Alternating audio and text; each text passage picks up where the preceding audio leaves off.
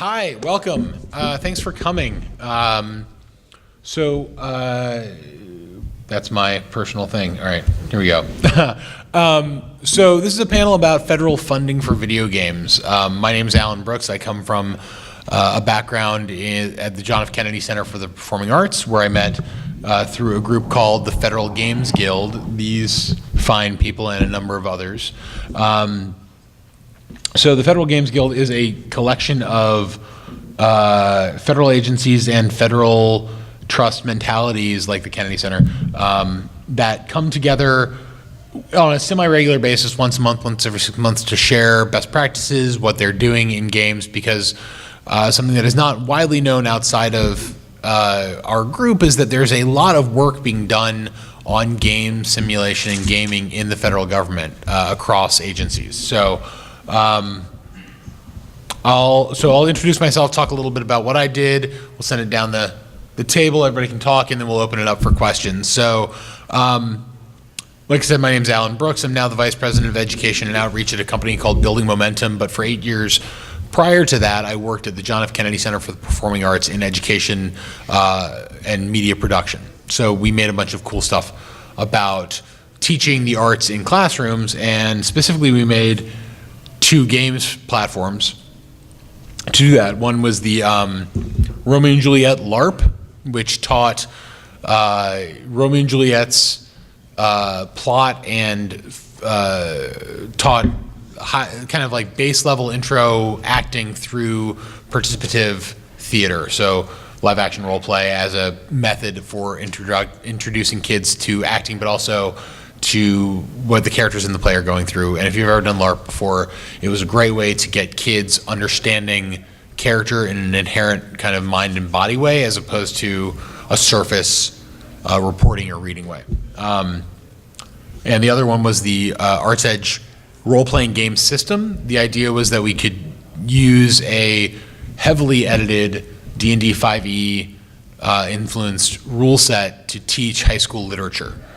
Students would use books as the game dev guide to create tabletop games with a rule set that we prescribed for encounters, things like that, but then they would take it and make their own. It allowed for a lot of work, it allowed for a lot of understanding of the context of the original work, and we were able to roll it out to not just literature classrooms, but we could get science teachers and history teachers and math teachers using it based on articles and kind of attendant literature that works in other classrooms. So you can download both of those. They're at Arts Edge, bit.ly/ArtsEdgeGames. So that's me, and that's. Do you want to go? Well, should we just go in slide order, or do you want to? Yeah, go in slide order. Then I'll so pop then up at the end. We'll pop down to the end with Ed Metz. Oh, great. Thank you so much. Well, this year I didn't wear a suit. Last year I was the only person at MAGFest wearing a suit, so I moved to the sweater. Come on in. I wore a hat, just to, So, Ed Metz from the Department of Education. I work at the Institute of Education Sciences, which is the research arm of the department. And I call my program a government funding program that every game developer should know about. That's because the past 7 or 8 years, the program, which gives out funding every year through the Small Business Innovation Research Program, about half the awards have gone to game developers. So our annual budget, about $8 million. So each year, the past 7 or 8 years, $4 million per year has gone to developers to create games to teach students educational content, and to help teachers integrate games into instructional practice. So I'm just going to tell you a very high-level overview, give you a few tips, and then we'll take it from there. So as I just noted, the program provides funding to for-profit small businesses, less than 500 employees, to develop commercially viable education technology games. The goal is for you guys to develop great learning games, to evaluate them so that schools and teachers know that they're effective at teaching what they're supposed to teach, and then to disseminate or commercialize to as many students and schools as possible. Thanks. So just an overview of what we've been funding in the area of games. I'm going to tell you about how I learned when I went to school, and then what we're doing now, which hopefully is the future. So this was how I learned the process of photosynthesis back in 8th grade. I went back to and found the textbook on, and I took that slide shot for you. I won't describe that process, but I will describe a new game that was developed by Filament Games called Reach for the Sun, where in the game you have to plant a seed, and then you have to grow the sunflower to full plant by doing the process of photosynthesis. So you have to capture the water in the roots, you have to use the nutrients, the starch, the oxygen, the sun, do the interaction. So you play the game, you have your energy chambers there on the left, and you play the game, and it's fun to grow the plant and to grow different types of plants. Next day you might go into class and the teacher might then embed the game inside of a lesson on photosynthesis to reinforce learning. Next. This was how I learned about molecular modeling with the ball and stick back in 9th grade in Rockville Center, New York. Anybody know where that is? Okay, so now moving forward, we have a game called Happy Atoms by Shell Games, which uses modernized plastic ball and stick, so that's great, but what really makes the intervention powerful is that you can take your iPad after you build a model and take a picture of your molecular model, and it can tell you if you got the right one or the wrong one. If you got the right one, it might give you a more challenging task, and if you got the wrong, if you did it wrong, it might give you a tip. And they've also gamified it for classroom engagement. So that's Happy Atoms by Shell Games. And then next we have, this is how I learned math, the drill and kill worksheet. I didn't put a test that I had already completed on the screen because I didn't want you to know the truth about me. But we'll move on to how math can be taught through games. This is a game called Was It Trouble? And it teaches math through different representations. So students learn number sense by rotating a wheel, and it's actually like the Wheel of Fortune. It's tactile when you move it on your iPad, and you have to free the was-its in the middle. So that's Was It Trouble? Okay, this is, there's no game that I could think of or anything in school that I did 25 or 30 years ago. So I just cut straight to the chase. This is a game called Eco. Students play the game as a class. So 30 students are given a pristine virtual world, and they're told that they have to build a civilization and do it successfully to survive. But each student taking their own plot of land and then using resources how they want. The students have to come up with a government and rules and understand about how the ecosystem needs to be maintained in order to survive. And there might be one more, or no, we're done. Okay, I could go on forever, but I'll stop there. I think you get the idea about the types of games that the program has been funding. So basically, some very basic details about how you could start to understand about this program. The current funding opportunity is actually open, and proposals are due January 25th. So that would be a tough turnaround in the next 3 weeks to write that proposal to get funded. But if you start the process now and learn about it, maybe next year you'd be. And it's every year? Yeah, every year. Okay. So it's in 2 phases. It's a $200,000 award for 8 months to develop a prototype of your game. And then if you successfully develop the prototype, you can apply a year from now or a year after you get the phase 1 award for an additional $900K. So it's up to $1.1 million. You can find out all the information about this year's program by checking out that link.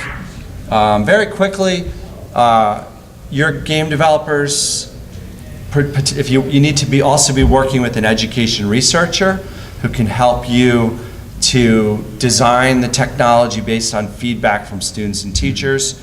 That researcher could also help you to evaluate it once it's developed in a classroom. So an education researcher, also education content and theory experts and teachers or team members that you might want to add as well.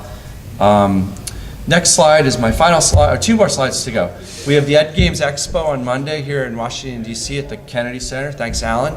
And if you're interested in games that have been funded by federal programs, this is the event to come to. You can talk to 75 different developers and researchers who have been funded through 17 different federal programs. It's from 10 a.m. to 8 p.m. It's a free event. It's open to the public. Come on out and talk to all those developers and ask them how they did it. And last but not least, there's my contact information. Shoot me an email in a few weeks, and we can talk about your ideas and your team and whether you could possibly be in position.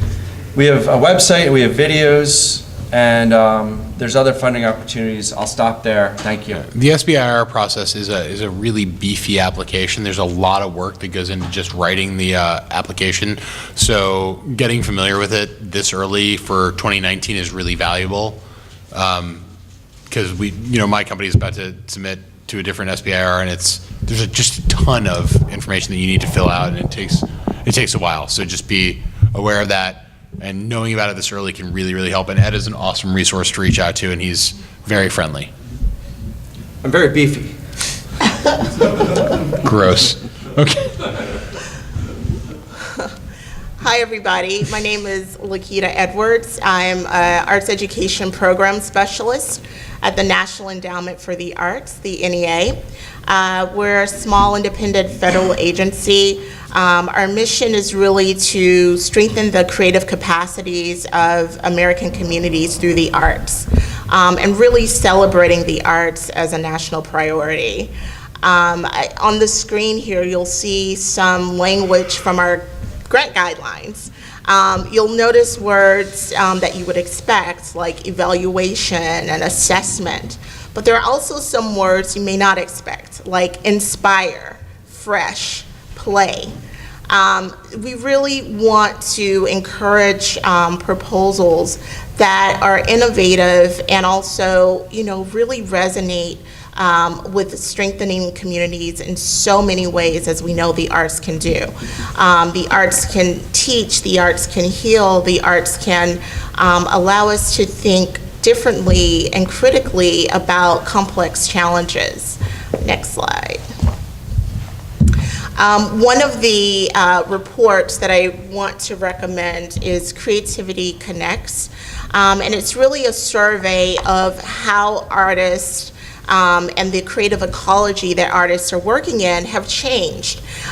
This report was created to really bring to view the NEA's role in the creative ecology over the past 50 years for our 50th anniversary.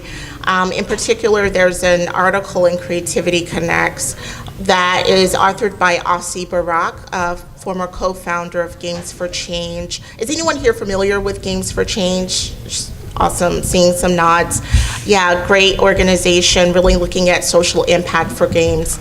And he has an article called, Why Indie Developers and Government Funders Don't Mix, and here's how to fix that.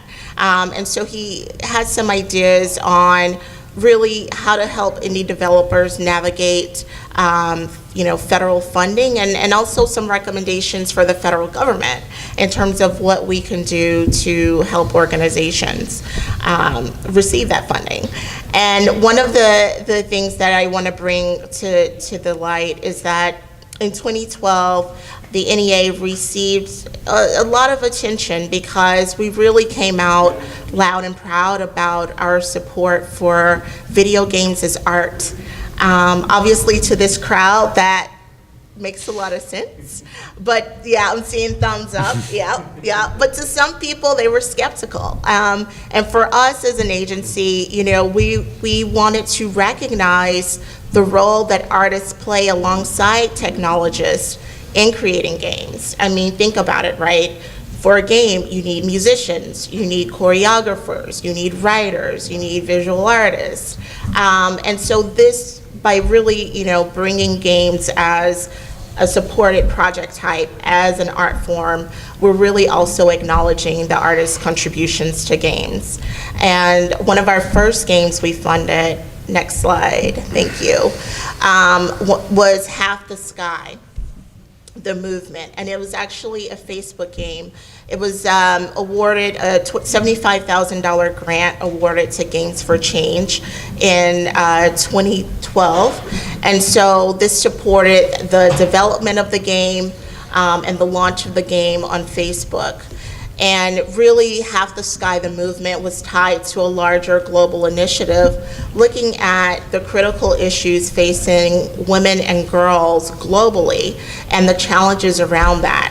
And part of the game really dealt with storytelling. You are, collaborating with a character in the game to come up with some creative solutions to problems. And in real time, either through sponsorships or direct donations, your actions also allowed for, kind of direct contributions to specific causes. For example, passing certain levels, you're able to donate books to another part of the country. So it was really a collaborative effort, not just with the NEA, but the United Nations Foundation, Heifer International, and other organizations also supported this work. The next game I wanted to talk about, or the next grant, is really in the K-12 space, and this is my space, if you will, no pun intended. I'm, as an arts education specialist, we're looking specifically at projects that focus on increasing artistic skills in students, and also looking at how those artistic skills translate to other academic areas. On the screen, this is a grant from Writers in the Schools, and they recently received a $100,000 grant to support Writers in the School Digital. And basically, it's taking creative writing and gaming and really looking at how students are able to tell stories, personal stories, through games. One of the games created by Writers in the School was called On My Back, and it was really looking at a student's struggle with scoliosis, and certain levels of the game dealt with x-rays, doctor's appointments, blood tests, and going through that process. And currently, some of the partners for this include, Eline Media, GameStar Mechanic, also the City of Houston. So it's really a cross-sector collaboration looking at how games can inform education and learning. And what we're hearing from the organization, Writers in the Schools, is that students are actually becoming better writers through iterating, going, back to the drawing board, literally, and coming up with better storylines and collaborating together. Next slide. But another area in arts education that we really, really would love to get more applications for at the NEA is professional development. We support educators in the arts, and one of the areas that we are not seeing as many applications come from is media arts education, and then of course that includes game design.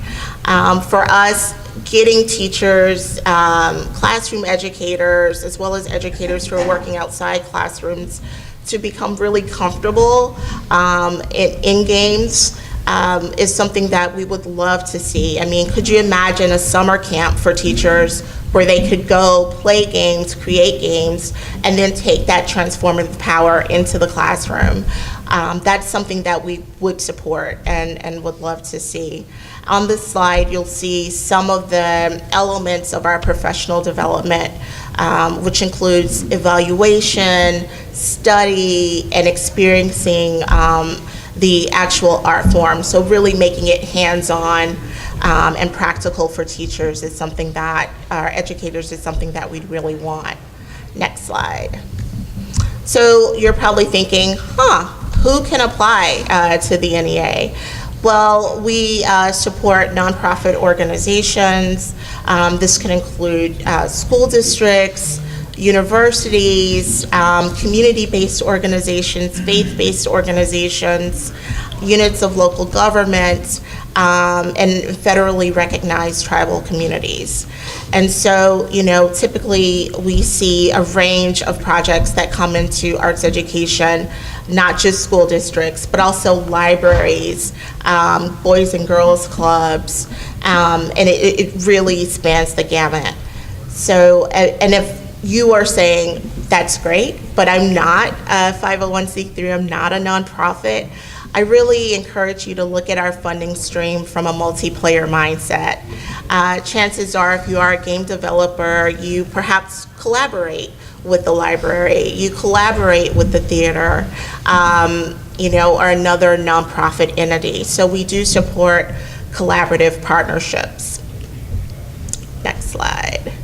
And I'm ending this slide on a literary note to really say embracing the A word, arts, is a great thing, as you all are very well familiar with being at MAGFest. And I will turn this over to my colleague, Mark. I don't know what it says about me as a digital guy, but I couldn't get PowerPoint slides to work with Google Slides, so. We did, it's okay. So that might be a good thing. That might say everything. All right. Hi, I'm Mark Ruppel from the NEH. That's the National Endowment for the Humanities. I work in the division called Public Programs, where we normally would fund documentary film, radio programming, and museum exhibits, but I direct a program called Digital Projects for the Public, which is the endowment's main pipeline for funding games. What are the humanities, though? Of course, I mean, that's usually a contested question, and it's one that people dedicate their entire careers to, but I'm just going to sum it up in a few simple words. The humanities essentially are any discipline, scholarly or otherwise, that study the human experience: history, cultural studies, philosophy, civics, jurisprudence, and literature. And we fund projects that are centered on topics or on products, books, pieces of material culture, things along those lines, that would give us some insight into the humanities or give us a way of learning about the humanities through a particular platform. But the humanities have an image problem, a branding problem of sorts, and most people feel as if they are the equivalent of being forced to eat your broccoli or kale, and that's partially what this grant program was sent to do. There is more engagement with the humanities these days, we could argue, than probably in the last century or so, when you consider the rise of, say, history podcasts or civic dialogue, the ability for fiction to cross over and break through across different genres. We engage with humanistic types of inquiries more so than we have in quite some time, but we're not so good at doing it directly. And that's partially what this grant line was created to solve. So under the banner of this grant program, we do fund digital games, but also virtual environments and increasingly VR, mobile apps and websites, interpretive websites, and transmedia projects. That is stuff that would be born, say, out of a museum exhibit, but might have an extension through a digital platform, such as a game or some other type of engagement mechanism. There's 3 levels of funding, and I'll just run through these quickly before I get through to some of the games themselves that we offer in the midst of this program. And I say this, to a community that I understand is at least partially game developers, but also fans and also people who play in the communities who are evangelists in some ways, who we need desperately to advocate for these types of projects. So even if you're not thinking about applying to the NEH, even if you're not in a position where you feel as if you're ready to, because all of the same things that Lakita mentioned apply here. You need to be a 501c3. You generally can apply as an individual, but you need to be working with someone to build that team and to really bolster the content end of things.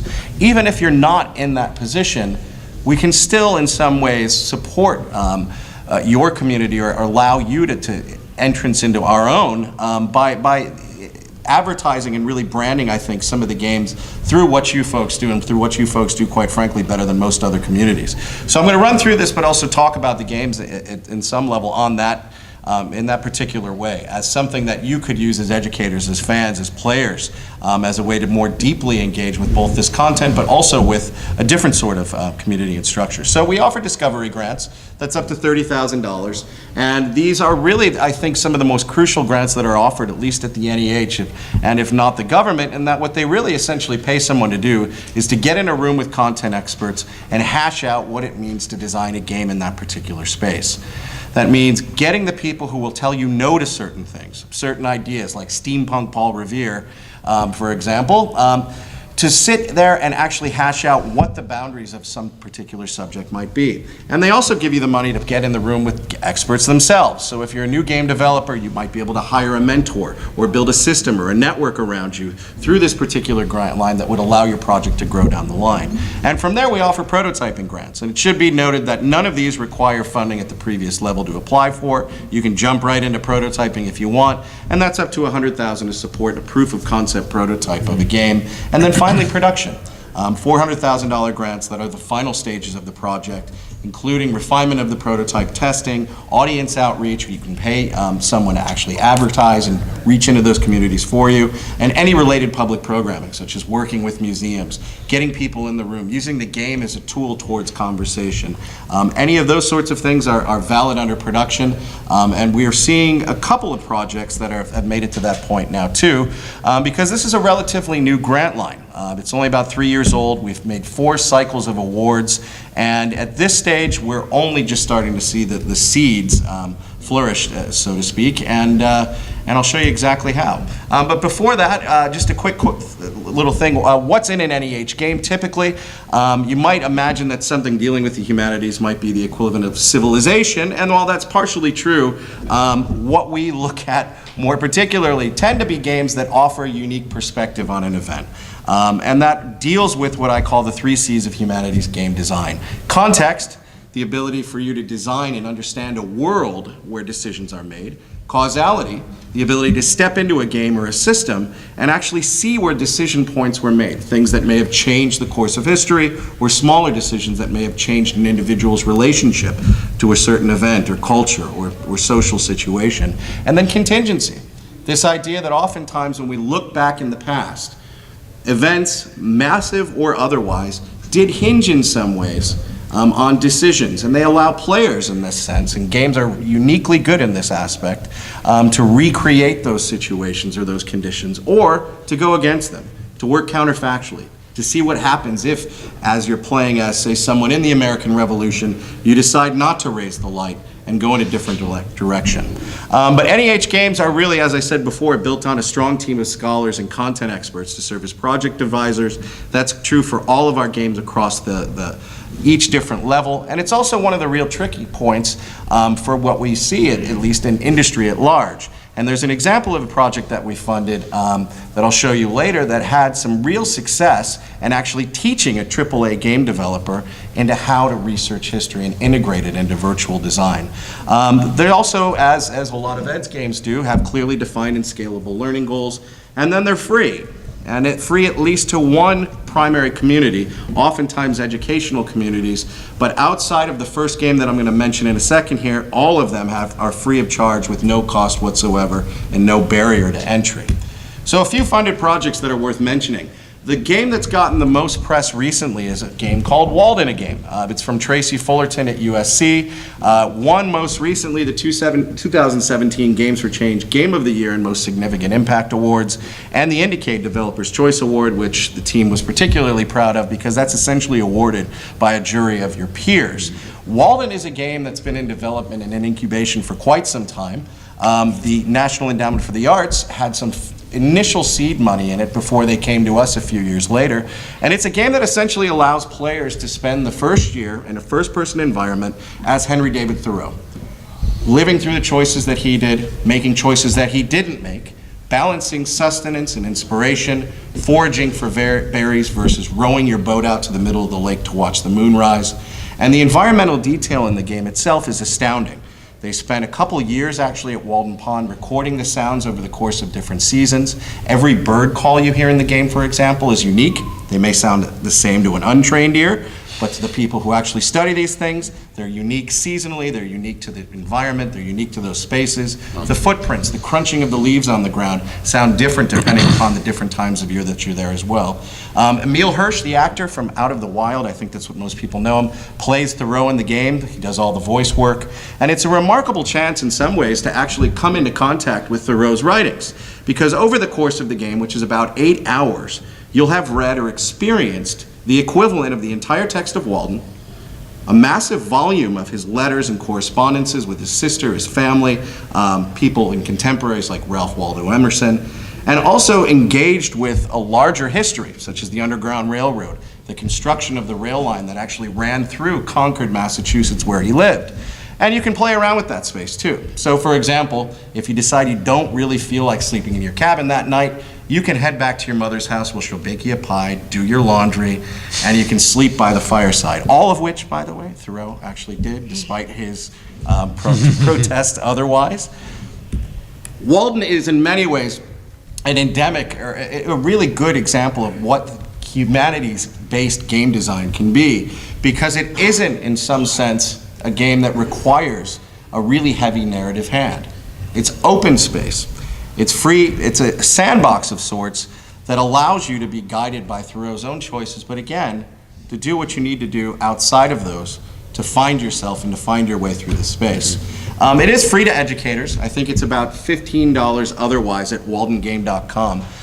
If you have any affiliation with any kind of educational space, formal or otherwise, you can send a quick email to there, request a copy or a code of the game, and they will send it to you free of charge. All we ask is that down the line, at some point, you let us know what you think of it and how you used it. Yeah, there's a question up there. So it's only available to educators? No, you can buy it if you need to, yeah. It's on Steam, right? It's also, no, it's not on Steam yet. If you go to waldengame.com, you can buy the game.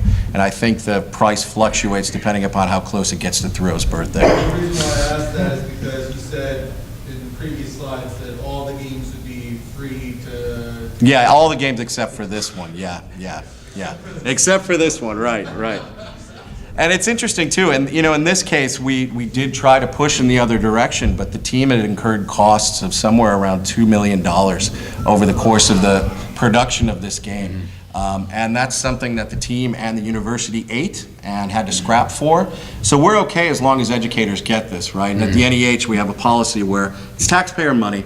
There should be some free access to it. So for museum exhibits, for example, we don't expect the museum to just open its doors as long as one of our projects are there. But we would expect them to let classes in or something like that for free. Same thing goes for this, but this is the only game that this has come up with so far. Because other games like Mission US, which are funded and are really exclusively for classroom use, and we're also had some funding from Ed's program, these are completely free to play, available online, and have had some real success in their own right. Mission US is a game, interactive way to learn history as they call it, but it's a game based in chapters of different pivotal moments in US history, such as the Revolution itself, the Dust Bowl, immigrating to New York City, things along those lines. And it's most closely resembles in some ways a choose your own adventure type of game, although that's shifting in its way too. It's dialogue based, but the graphics are gorgeous. And more recent chapters actually integrate different media artifacts, and they will at least when the next couple come out. Such as television broadcasts from the 60s and the civil rights movement, newspapers that were scanned in conjunction with museums. And it's won quite a few awards in its own right and has reached all 50 states. There's something along the lines of 20 million individually registered players for this game at this point. And it's quite engaging, even if you feel as if you know this stuff, you're above it, and you don't need to go through another one of these lessons. Same goes for something like the Pox Hunter, and this is a game that's still in prototyping. It's developed by Lisa Rosner out of Stockton College, and it's based on a smallpox outbreak that actually took place in 1800 Philadelphia. Lisa Rosner, however, is both an epidemiologist, but also a social and cultural epidemiologist, which means that she tracks the ways that how we relate to each other actually impact the spread of diseases. So this isn't a game about going into a petri dish and figuring out ways to cure smallpox. You know that from the outset. But what you have to navigate are the social and cultural conditions in order to allow for inoculation to actually take hold. So you need to know how to talk to the upper class as opposed to the people who work down at the docks. You need to be able to work your way through different sorts of social hierarchies, and cultural conditions, in order to make sure that everyone's getting on board with this, because with one chink in the armor, the disease continues to spread. But again, that's in prototype right now, and I think there is something playable out there, although I don't have the URL out for it right now. Yeah? Was that a board game? No, this is actually a shot from the game itself. She's working in conjunction with the Mutter Museum in Philadelphia. This is one of their artifacts, a map that's actually from that time period charting the outbreak of smallpox in Philadelphia. But partially this is a strategy game, so you do map and track your progress based on the map itself. So it's not a board game. It'd be great if it was, but we're not at that point. Another game that we funded recently is called Lost and Found from the RIT Magic Center. It's a game based on comparative religion, based on the coexistence of Islamic and Jewish codes way back in 15th century, and it's a strategy card game, and it's one that exists for both mobile and as well as tactile board game type of engagements. Also in prototyping right now, but there are playable versions out there, and I believe you'll be able to get a hold of a printable version of the card set at some point quite soon. Yeah? So do you guys sponsor tactile games? Like, is that something? Increasingly we do, yeah. And I think, you know, for us it's a question of reach as a national funder. So if you're gonna build something like that, we'd want to know that people would have access to it. So partners really do matter at that point, whether those are museums, library spaces, cultural centers, historic sites, the kind of things that could get it in the hands of the audience that, that we consider our constituents. But yeah, we absolutely do. Another game out of USC, Chronos Cards, another card game of sorts that's about making choices that either go with or go against history, but defending those choices as well. The version that's out right now, and I do believe this is actually available and printable too, is on the US Revolution, but there's other versions coming out of World War I, World War II, and those sorts of things. And it's a remarkably well-designed game in that it forces players to use what they know about other games, other card games like Magic the Gathering and things along those lines, to actually explore and play through different contextual understandings of history. A game that deals with something even further back in U.S. history, the grievances that led to the Declaration of Independence. This is very early in prototyping. It's by Danielle Allen, one of the world's foremost experts in that topic, and it's called Portrait of a Tyrant, and it allows you to actually go through the different grievances as a time traveler, going back through to understand what took place in the past that led to the Declaration of Independence while living in a future filled with tyranny. This isn't exactly a game per se, but it's something that if you're ever in Boston, I highly recommend. It's called Murder at Beacon Hill. This is out. You can download it. It's also about 7 or 8 years old at this point, but the actual user base and the people and institutions and actual spaces involved in it were so vocal about keeping it up and running, it still exists. And it's a mobile app, essentially, that tasks you with finding clues about an actual murder that occurred, the Parkman murders, that occurred in Harvard at the turn of the 19th century. And it asks you to do some really remarkable things in some sense, because there are clues and puzzles to solve, but there's also moments where it encourages you to say, go up to a brick wall and run your hand down jagged lines that used to be a staircase into an asylum. It asks you to go into a hotel that used to be a parlor where the elite gathered and play an actual vintage game of life in order to advance. And it uses a lot of things that are taking place in place-based types of engagements, but it takes them to a space that I think gamers really do have a real affinity for. You can download the app outside of it and really, I think, get something out of it, but doing it on site and doing it in space is really, I think, where the real experience comes to life. And you can see the actual guy playing the game of life up there. It's still sitting there, it's still behind the desk, and yeah. What was the name of the game just before this? Portrait of a Tyrant.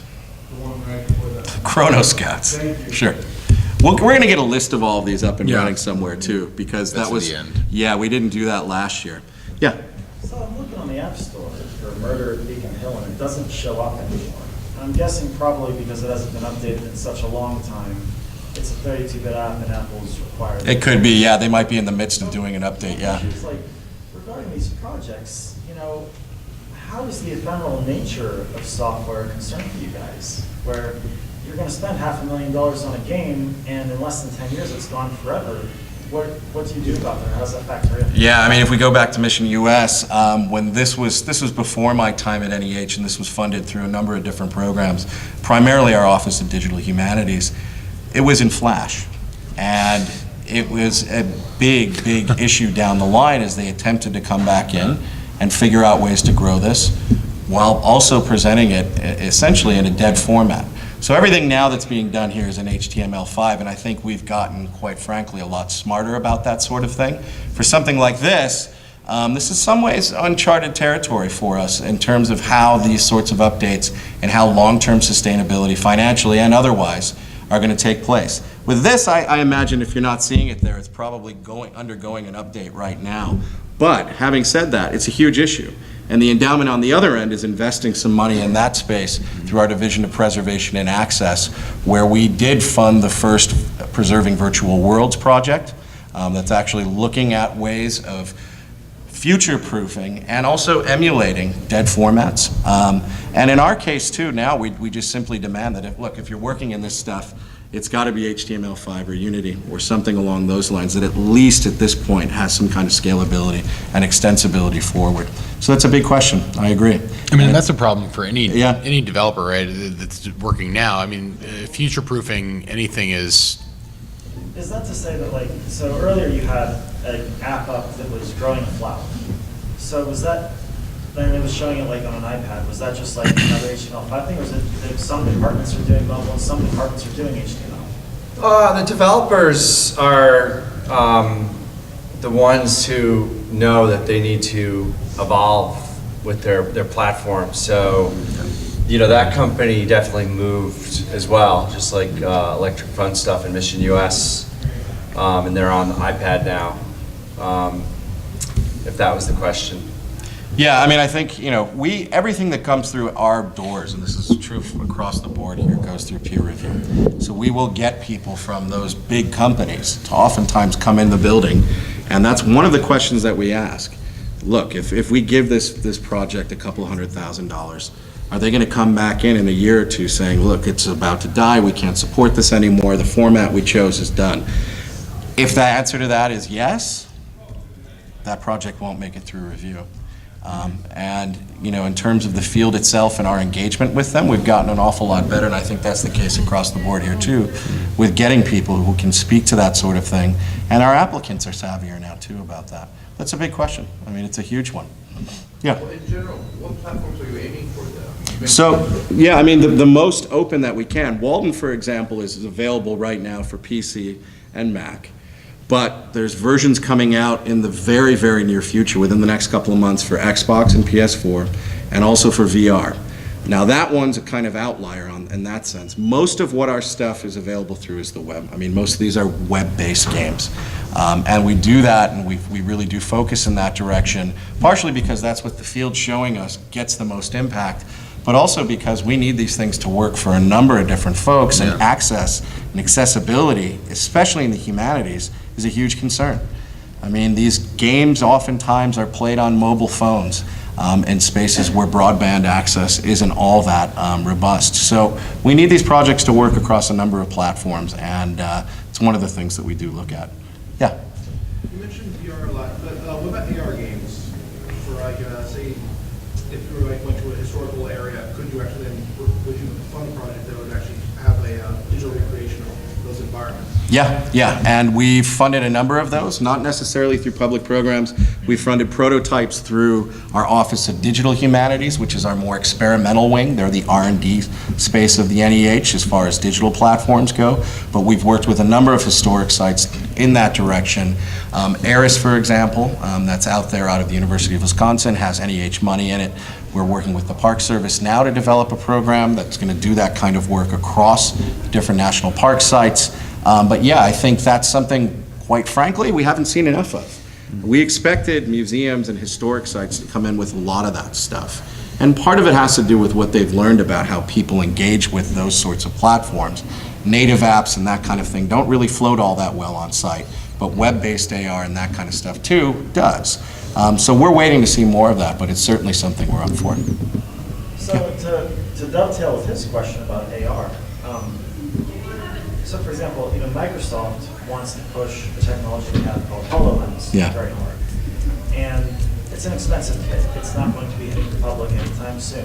But for something like a museum, if you've ever used one, it's fascinating.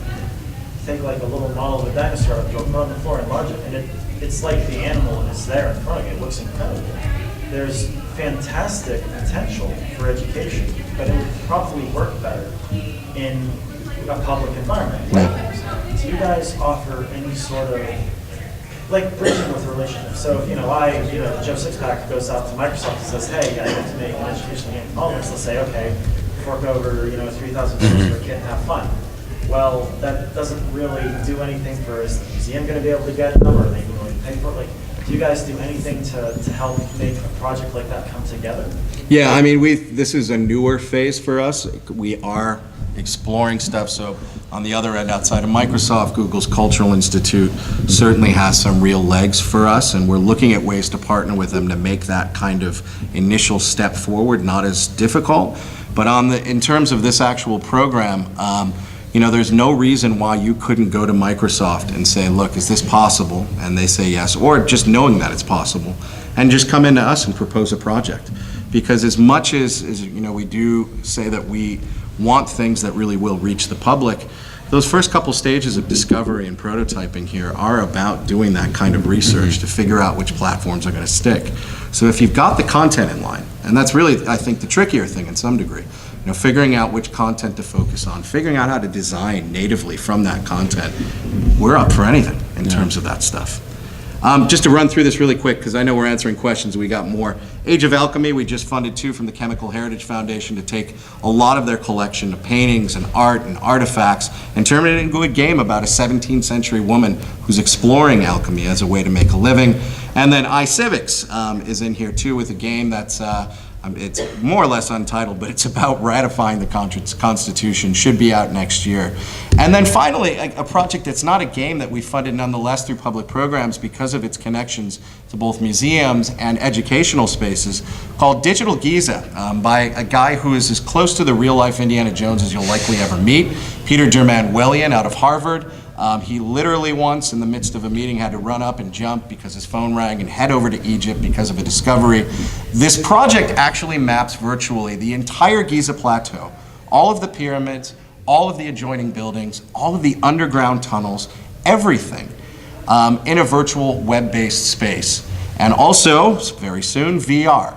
The newer discoveries that you may have read about recently, about the anarooms and things like that, they're exploring ways of integrating that stuff. They use sonar to actually work their way through these spaces. And actual research discoveries have been made in the midst of this space because of what it allows researchers to do in terms of walking tunnels, for example, that may have been inaccessible, measuring spaces that they might not have ever had any chance to physically engage with. And it also it allows you in some really unique ways, or it will within the next year and a half, 2 years, to do some time sliding, to go back in time and actually explore these spaces as the Egyptians inhabited them, but also go to the 1930s, say, where they were discovered and being looted, and actually take part in the excavations that happened there. And also flashing forward through the times when Egypt was at war, and you have to choose which artifacts, for example, to save.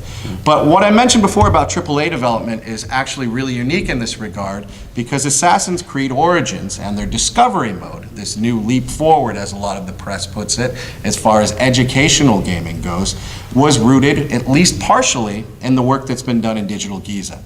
And a lot of the research that went into that project actually fed in directly through that research team into what you'll see if you actually engage with Assassin's Creed Origins discovery. So the stuff about embalming and the pyramids themselves, the actual spaces and modeling of all of that, all comes from an NEH-funded project. So in a lot of ways, these projects have a really, really deep end, and that's good, because what these things are doing in some ways is teaching industry a fact that most people who work in the humanities know, and it's that they're messy. The humanities don't deal in really oftentimes direct and succinct answers, but oftentimes are about raising more questions, arousing curiosity, figuring out ways of understanding certain events or circumstances or historical interludes, and the whys of them rather than the specific acute causes of them. So we're seeing a real long tail to this that I think is going to be much more manifest in the next 3 or 4 years. But as I said before, we need you folks out there playing through these things, telling us how they work, and also engaging with us in terms of both your own projects and ways forward for the field. We work on applications with you at the NEH, so if you're new to the grant application process, we will certainly go through that with you. But we also have sample proposals available for you to look at that could give you insight into how someone like, say, Tracy Fullerton designs both her game, but also a proposal to a federal funder. So we do encourage you to get in touch as much as possible. And I'm going to pass it back to Alan, where he'll give us that contact info. I will. Thanks, Mark. So yeah, and that's why this whole thing kind of came together was what you just said was, something that blew my mind when I got involved with the Federal Games Guild is that my tax dollars were funding this thing that I love the crap out of, and they were already being spent on making games.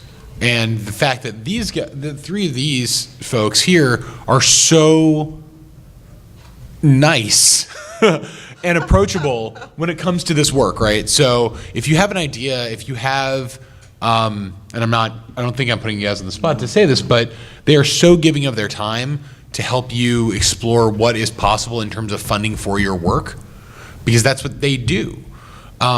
So, I'm happy to function as a connector to them, but I really wanted them to be able to access you and you to be able to access them, because whether or not you are a dev yourself, knowing that your money that comes out of your paycheck every week goes to fund games is a pretty unique and wonderful thing about what is happening in the game space, in a space that you might not have been familiar with. So we do have a few minutes left. I'll leave this up for a minute. We will pop over to the next slide for just a second. We do have a list that is partially curated of a lot of these games, and we all have access to it, and you can go there to grab it as well. So if you want to get access to the games that we talked about today, you can do that as well. And we can also, and should probably just throw the links into the application sites on that thing as well. But yeah, if there are any other questions, please feel free, and I'll kind of kick back and forth between these. Yeah. So let's say you have a pitch or a proposal, and you've even gone on grants.gov and found something that would fit your project. What is sort of the first step forward that you would take to get funded? Well, it's going to be a long process to go from the bottom of the mountain to the promised land. So, get familiar with the requirements. Look at the projects that have gotten the awards to figure out the right scope. Figure out what teams they had in place. If you're working by yourself, talk to different partners about doing it with them in tandem. So start with that process, and then you can build up to the gory details a little bit further down the road. And just call us too. Yeah. I mean, we are right here. Phones are ringing off the hook. We are waiting for you. I will say that, we are a bargain in that sense. The NEH and the NEA, this is my plug, but it costs about a postage stamp a year for everyone in terms of tax dollars. But you pay us essentially to be available, and you pay us to help you work through these questions. So whether it's myself or someone on the staff, we are here to help you through this. So if you're a first-time applicant, if you're someone who works with an institution who's been through this before, I always say, first step, thinking about coming in, give us a call. Or send us an email. Carl, Federal Fit. I just wanted to add to your question there. As you're filling out the application, it's going to ask you for specific information, and having had the benefit of actually helping you evaluate some of them the previous year, I can tell you that by filling out the application, you're going to see what information you need to actually come up with in order to answer. It actually does help you. It isn't like they're putting stuff up there just to make it unusual and crazy and difficult or whatever. If you're running into a question on that application you don't quite understand, it's telling you right there, this is research you need to do, and this may be the place you need to go, especially if you're looking at the requirements like educational specialists, what sort of metrics, what sort of requirements or whatever. Yeah. Talk to somebody who understands that. They can actually help you understand how to marry up your idea with what you're going to need to do in the proposal. Yeah, and you guys should know Carl. Carl is at the National Archives and is awesome and runs their interactive content stuff and is super cool, and you should know him too. Yeah. He's a federal games buddy too. I would have said on this panel, but unfortunately, we do not have funds that we can. But he is What a, we do have is, we have content. yeah. Oh, yeah. And Say, our content is free. You've already paid for it by being citizens of the United States and paying your taxes and due diligence. So, if you are working on something and you're trying to understand historical or cultural content or context, come look at what we have for information. We No. might be able to point you in the right direction of where to look to get that content, where to get that information. And again, we're a public agency, so you've already paid for it.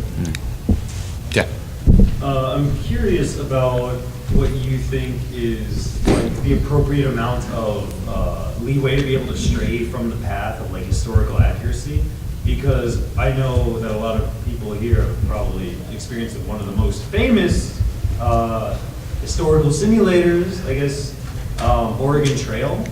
And you know, that was kind of like a gateway for a lot of people into this certain atmosphere of like the Oregon Trail, you know, but I don't remember that game being really like historically accurate. I don't know. I mean, not everyone died of dysentery. is what you're saying. I mean, I also just recently found out that you can actually win, which is something I don't think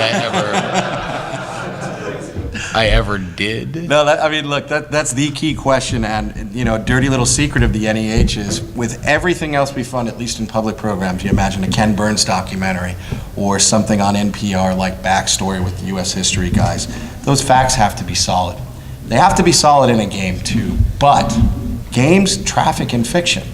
They traffic in fiction even if they are entirely, completely, in some ways, historically accurate because of player choices and the necessity of that. So there is a lot of room to move along that space. Now, again, if you're pitching something that, like, say, you know, as I said before, steampunk Paul Revere type of thing, you're going to have to work a little bit harder to talk about how this actually gets at, you know, some historical concepts. But every game we funded in some ways is fictive in that sense, and it does veer in that way. And while, you know, we're not supposed to technically fund that sort of thing, the design of these spaces and these types of projects necessitate it. So yeah, I mean, you can convince me all the way down the line, you know, even to the point where Portrait of a Tyrant is a time travel game, but it gets stuff right about the past, so you can play with that. I think it was a great question. Have a great historian on your team, that, in that case, who's published in that area, to argue about the validity of the history. Well, and for your program, Ed, too, the SBIR, having people like that on your team is helpful in terms of justifying to the panel of readers, right? I mean, that feeds nicely back into places like this, you know, MAGFest and other cons where you'll meet people and make friends and find, you know, simulacra where you can come together for things that these folks will fund. There's somebody in the back had a question. I think we have one time for about one more. Yeah. Yeah, I had two quick questions. I said one. Too quick equals one. Pushing it. Go ahead. My first is for Lakita. Question about all the projects you talk about. What kind of investment, if any, is going toward bilingual education and gaming, and or you know, any of that nature? That's a great question. You know, we really want to make sure, as Mark was saying, that our games are readily accessible. And it, you know, for Half the Sky, that was funded out of our media arts division. And you know, I would highly recommend, you know, I'm happy to connect you to the program staff there to get a sense of what went into that in terms of the accessibility requirements. I mean, we have federal accessibility requirements, you know, as you're nodding, you know, what is it, 508 and all these other things. But for arts education projects, I mean, by and large, our projects do reach underserved youth, and some of those projects based on the population, you know, are required to be, materials are required to be bilingual. And also because they are federally funded, they have to meet certain accessibility issues. So if you were to come to a program that was, funded by the NEA, and you needed, materials available to you in another language, I mean, that is something that, is a reasonable accommodation that you can, of course, make known. And the second question is, for anyone, what trends, if any, do you see with gaming and wearables and wearable technology in the next decade? What kind of projects do you expect to see, if any? Oh, that's Yeah, I mean, I'm sorry. no. no. No, for museum spaces and stuff like that, I think it's in many ways, where you're going to be seeing a lot of their efforts being driven. I mean, the mobile phase, in some sense, at least in terms of closed institutional spaces like that, is already passed to a large degree. A lot of that, what takes place now is now web-based and at least mobile-ready, but you're not seeing that in the same way. But then you see what happens at, say, a museum like the Whitney, where they are really, really playing with that sort of thing, and I expect that, at least on that side, to be substantial. I see no reason why I couldn't push in that direction, at least, again, from my myopic point of view, for historic sites and spaces like that, too, where guests are given the ability to do that. Minnesota Historical has an incredible kids exhibit based on mining and historical mining communities, where students are actually given different devices that mark them as either workers or supervisors in the space, and it allows for all sorts of these dynamics to unfold, like uprisings for workers' rights, things like that, all in the midst of a little exhibit because of wearable tech. Scalability is an issue, always, and unless there's a kind of WYSIWYG for that, or some kind of way of cheating that, I imagine that's going to be a real. Sorry, I was just, go ahead. that's what, so my company works in Arduino, Raspberry Pi, sensorizing, 3D printing, all that stuff. And I mean, the more we democratize the technology and the smaller and easier it gets, and the cheaper it gets, the easier it'll be for you to integrate that as a developer into your game design and concepting, right? And especially as it aligns to what we were talking about earlier with AR and VR, once those things become developable on the grand scale, we'll be seeing incredible stuff. Already, you can buy for $15, $20 a unit a washable Arduino, right, that you can then integrate into a piece of wearable technology, right? Right now it's $15. In 5 years, it's $4. So I think it's an issue of making the technology available to developers on a grand scale, like we were talking about with the Microsoft problem. Not the Microsoft problem, I'm sorry, TV person who's watching this forever. I love Microsoft, you're my buddies. But rather the, cost of technology for developing stuff is going away, right? Unity is free, Unreal 5 is free. Like the dev tools for a 2D, or not 2D, but you know what I mean, a flat game are free. We're not far away from the developing tools for wearable technology to be practically free or nothing. So we're 5 years out from that. We're close. And once that happens, then the money that they give you to make a game can go to Arduinos and Raspberry Pis and all sorts of cool wearable stuff. And I would just say, from the art side, keep your eye out for what's happening in theater. A lot of artists are trying to experiment, with audience reaction, audience response, and what you can do to make going to theater more of an immersive experience. And they want to break that barrier in a lot of ways, and some folks are experimenting with feedback, actual biofeedback from the audience. Yeah. So, which is really cool. But that's just one of many possibilities. Usually put inside the seats you're sitting in, or? No, actually, just thinking about responses, like, having actual, skin to skin, feedback responses. If there's a really tense moment in the play, what does that mean? How do people react? How are they feeling? So I have a friend who's a researcher at University of Chicago. He's a neuroscientist, and they did an experiment with live theater where you can actually track in real time using a vitals monitor. So this audience had agreed to be connected to things. But you can track in real time how people respond emotionally to what's being presented to them, and you can watch a wave of emotion start with one person and catch to the person next to you and the person next to them, and you can see these things on heat maps. So it's just a really neat thing. It has nothing to do with anything we're talking about, but it's super cool. It has to do with, we do have to wrap, guys. It is after 8, but we'll be here for a couple minutes if you want to come grab individual questions.